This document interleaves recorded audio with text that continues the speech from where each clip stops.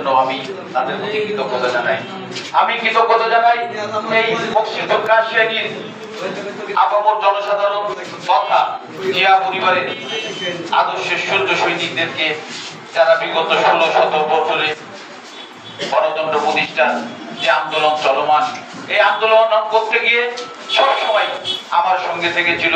আমরা ঐক্যবদ্ধভাবে আন্দোলন সংগ্রাম করে আমরা দেশে গণতন্ত্র প্রতিষ্ঠার যে সূচনা আমাদের প্রিয় নেতা জনাব তারেক রহমান করেছিলেন, সেই আন্দোলন সফল করার কিন্তু আমাদের এই প্রিয় নেতৃবৃন্দ ছিল। তাদের কাছে আমি কৃতজ্ঞতা জানাই এবং তাদেরকে ধন্যবাদ জানাই। বন্ধুরা আমার, আমি আজকে বেশি বক্তব্য দেব না। আমি শুধু আপনাদের প্রতি একটি দাবি জানাবো। আপনাদের আশা আকাঙ্ক্ষার প্রতি কিন্তু আমাদের প্রিয় নেত্রী দেশনেত্রী বেগম খালেদা জিয়া এবং আমাদের প্রিয় নেতা জনাব তারেক রহমান কিন্তু মূল্যায়ন করেছেন। আপনারা যেটা দাবি করেছিলেন, আপনাদের যে মনোবাসনা ছিল, সেটা কিন্তু আমরা পূরণ করেছেন।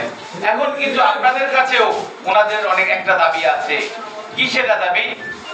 আপনাদের প্রার্থীকে, আপনাদের মনোনীত, আপনাদের সমর্থিত মানুষকে ওনারা এখানে প্রার্থী হিসেবে ঘোষণা করেছেন, ধানের শীষ প্রতীক দিয়েছেন। সেই ধানের শীষের প্রতীককে জয়ী করার এখন কিন্তু গুরু দায়িত্ব আপনাদের উপরে।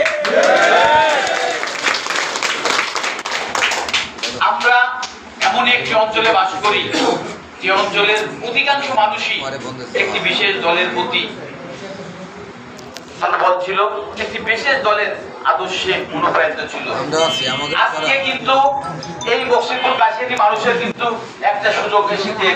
সেই দলটি কিন্তু যে কোনো ভাবে আবদ্ধ নিষিদ্ধ, তারা কিন্তু আগামী নির্বাচনে অংশগ্রহণ করছেন না। তাদের প্রতীকও কিন্তু আগামী নির্বাচনে ব্যালটে থাকছেন না।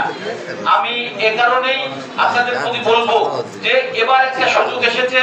আমরা কিন্তু সত্যিকারে, আমি 2008-এ এখানে নির্বাচন করেছিলাম।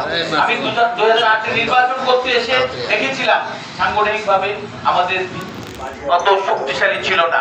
আমরা বিভিন্ন কেন্দ্রে কিন্তু ওই সময় ঠিক মতো এজেন্ট দিতে পারিনি। দিলেও যেসব এজেন্ট দিয়েছিলাম তারা দুর্বল। কেউ মানে একটু চোখ রাঙানি দিলে, বা কেউ একটু ধমক দিলে, বা কেউ ফোন করলে কিন্তু তারা কেন্দ্র ছেড়ে চলে গেছে। এবার আর কিন্তু সেই সুযোগ নেই। সেই সুযোগ নেই। এবার বাংলাদেশের ইতিহাসে একটি উল্লেখযোগ্য এবং ঐতিহাসিক নির্বাচন অনুষ্ঠিত হবে।